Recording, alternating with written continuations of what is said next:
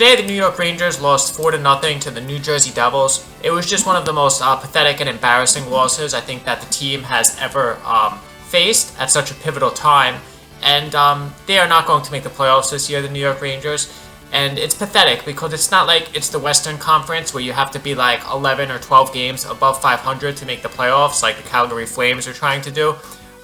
It's the Eastern Conference. You have to be like 5 games above 500 to make the playoffs. And a team like the Montreal Canadiens, who finished basically in the basement last year, is going to beat the Rangers to the 8th playoff spot. And the Rangers last year, they finished like first in the conference, maybe even in the entire league.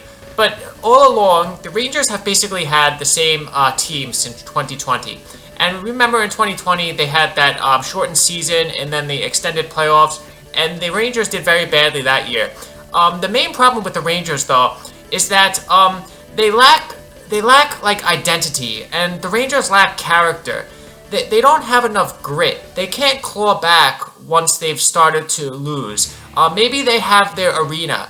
And if a team comes into MSG and they're playing the Rangers and the Rangers are having a good season, maybe a team is intimidated. But when the Rangers are playing 500 hockey and they look weak, teams are no longer intimidated by going into play at MSG. So the Rangers, they have no identity.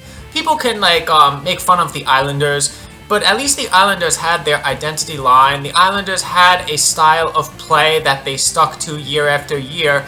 The Islanders had grit and they had determination.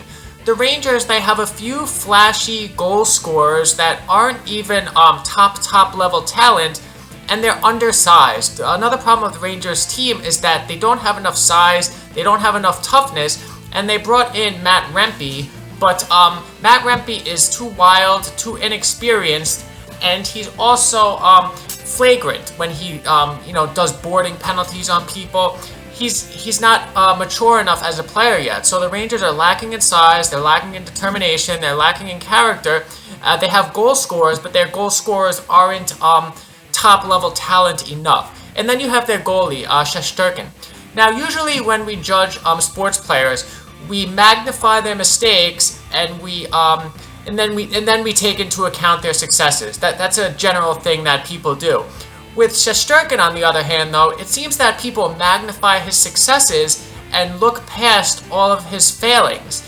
As a goaltender this season, he has like a 900 save percentage. His record is 500 wins and losses. His goals against average are fairly high. He's not injured this year. He's not getting old this year. This should be a career year for him. He should have a 920 save percentage and a 2.2 goals against average, and he should be 10 games above 500.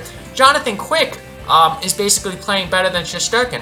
So not only are the Rangers lacking in character, not only do they not have a style of play, not only are they lacking in size and in intensity, their goaltender is also letting them down. People said, oh, the Rangers, we don't have to worry about them making the playoffs. They have Shesterkin. Shesterkin's not Martin Brodeur, and he's not Mike Richter. And this brings me back to the New York Rangers team that won the Stanley Cup. If you look at those players, Mark Messier, Brian Leetch, Mike Richter, that was a true leader, Mark Messier. And then Brian Leetch was also a true great player. Who do the Rangers have now that can even equal Mark Messier in character and, all the things that make a world-class hockey player?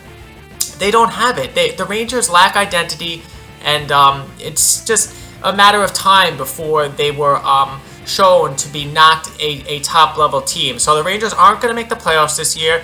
The Montreal Canadiens are going to probably make it instead. The Rangers are just lacking in size, and I don't know what they're going to do in the offseason, because if they couldn't make the playoffs this year, and I don't know how many changes they're going to be able to make, so it might be hard to be a Rangers fan for a few years, but maybe in 5 years your team will be a little bit better. Or, maybe they'll make the playoffs again next year, but they're not going to be the powerhouse team that everybody thought they were.